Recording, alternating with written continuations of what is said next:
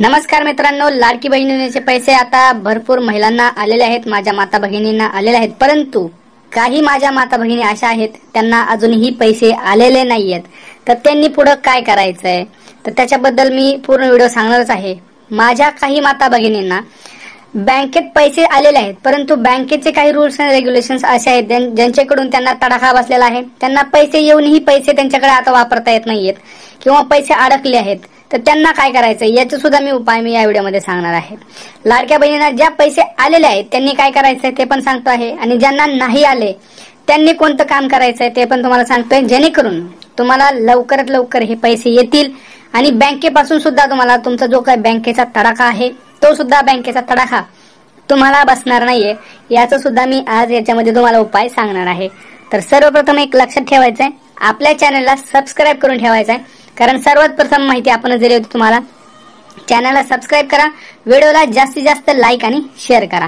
Video जास्तीत जास्त share करा, कारण खूप माझ्या माता भगिनी या प्रतीक्षेत आहेत की आम्हाला कधी पैसे मिळणार, काय मिळणार, ह्या सगळ्या गोष्टी त्यांना सतावत आहेत. तर आपलं स्वतःचं एक कर्तव्य असतं की चांगल्या गोष्टी जास्तीत जास्त शेअर कराव्या, जेणेकरून माहिती त्यांच्यापर्यंत पोहोचेल. तर माझं काम आहे की तुम्हाला योग्य ती माहिती लवकरात लवकर देणं. त्यामुळे मी माझं काम करत असतो, त्यासाठी मला तुमच्या सपोर्टची गरज आहे.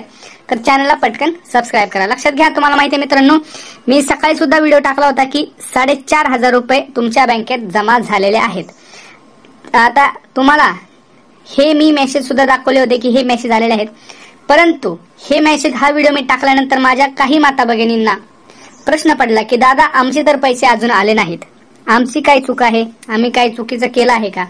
तर नाही, तुमचं काही चुकीचं नाहीये, तुमचं सगळं व्यवस्थित आहे. तर मी तुम्हाला हे सांगणार आहे की आता नेमकं तुम्हाला पुढे काय करायचं. लक्षात घ्या, ज्या आता माझ्या माता भगिनींना पैसे आले आहेत त्यांना हार्दिक अभिनंदन, कॉंग्रॅच्युलेशन्स, तुम्हाला तुमचे पैसे आलेले आहेत. आता योग्य तो वापर करा. आता लक्षात घ्या, काही माझ्या माता भगिनींना ज्यांना पैसे आलेले आहेत त्यांच्या मोबाईलवरती त्यांना एक मेसेज येतो. तो मेसेज कोणता आहे तुम्हाला मी आता दाखवला. अशा प्रकारचा एक मेसेज तुमच्या अकाउंटवरती पैसे जमा झाल्यावरती येतो. हा जर मेसेज आला नाही तर लक्षात घ्या तुमच्या अकाउंटवर अजून पैसे आलेले नाहीत असंही आपण म्हणता येईल. आता लक्षात घ्यायचंय, त्याच्यामध्ये एक त्रुटी होऊ शकते. जर तुमच्या बँक अकाउंटला तुमचा जो मोबाईल नंबर लिंक आहे तो वेगळा असेल आणि तुम्ही जो वापरताय तो मोबाईल नंबर वेगळा असेल तर तुम्हाला तुमच्या अकाउंटवर पैसे आलेले हे समजणार नाहीये. त्यासाठी तुम्हाला काय करायचंय लक्षात घ्यायचंय. मी पुढे तर उपाय सांगणार आहे की तुम्हाला बँकेत पैसे नाही आले तर काय करायचंय ते तुम्ही थोडं वाट बघा. पण त्याच्या अगोदर मी तुम्हाला काही इन्स्ट्रक्शन्स देतोय, काही सूचना देतोय, त्या सुद्धा तुम्ही पालन करायच्या. जर तुम्हाला चेक करायचं की काय करायचं, तुम्हाला काय करायचंय, ऍप्लिकेशन वरती जायचंय, ऑनलाईन ऍप्लिकेशन वरती जायचंय आणि चेक करायचंय तुमचं ट्रान्झॅक्शन्स डिटेल्स.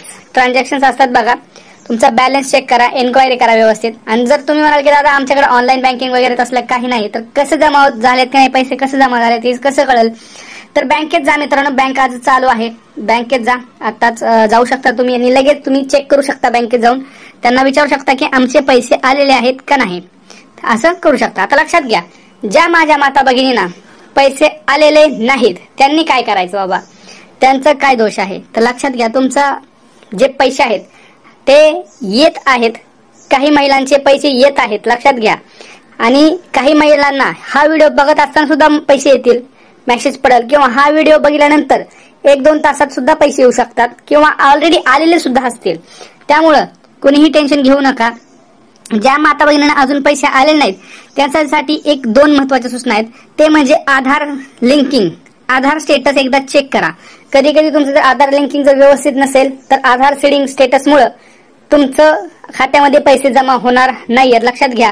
आणि तुमचं जे आधार नंबर, तुमचा जो अकाउंट नंबर सुद्धा जो दिला होता तुम्ही फॉर्म भरताना तो एकदा चेक करा.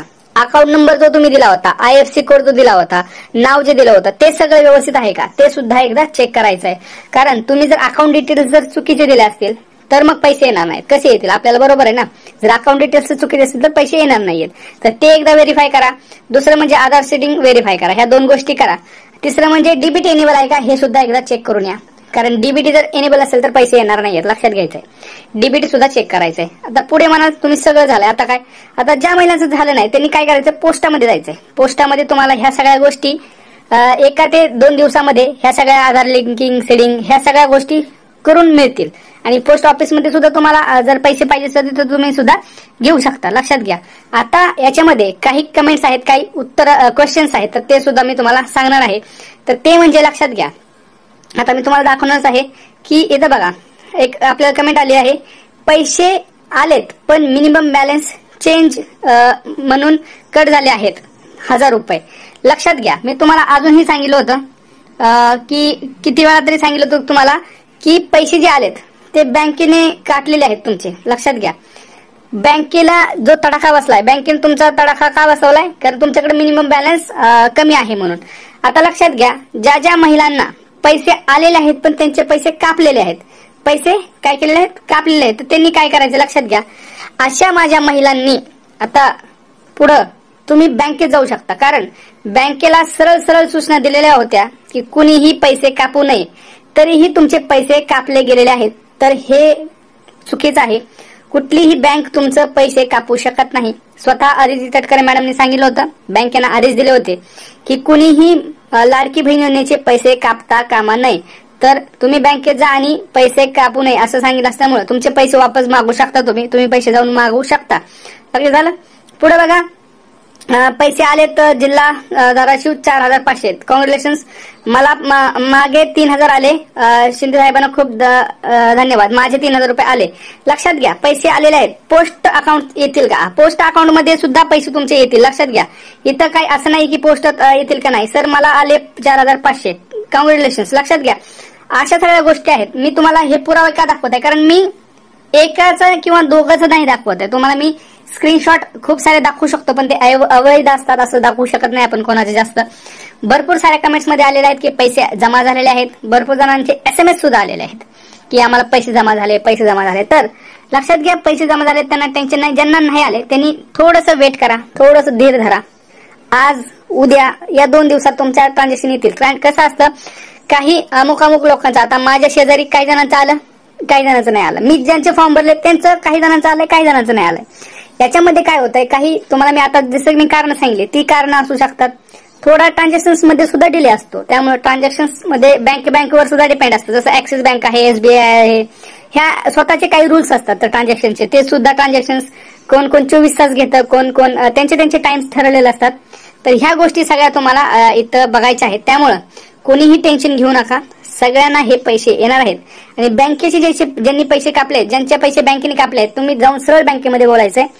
कोणीही आमचा 1 रुपया कापू शकत नाही. आम्हाला लाडकी बहीण योजनेचे पैसे आलेले आहेत ते तुम्ही कापू शकत नाही. बाकी तुम्ही परत आम्हाला लावू शकता. तुमचे जे काही रूल्स आणि रेग्युलेशन्स नुसार तुम्ही आम्हाला दुसरे काही पण असू द्या तुमचं की ह्याचं मिनिमम बॅलन्स नाही, त्याचे ह्याच्यामुळे कापले, ते तुम्ही परत कापा. पण ह्या योजनेचे पैसे तुम्ही कापू शकत नाही असं तुम्हाला बोलायचं आहे. बोललं तरच होईल, नाहीतर होणार नाहीये. आता याच्यावरती काही क्वेश्चन असतील तर तुम्ही आपल्या कमेंट सेक्शन मध्ये कळवू शकता. भेटूया पुढच्या व्हिडिओमध्ये. तोपर्यंत जय महाराष्ट्र.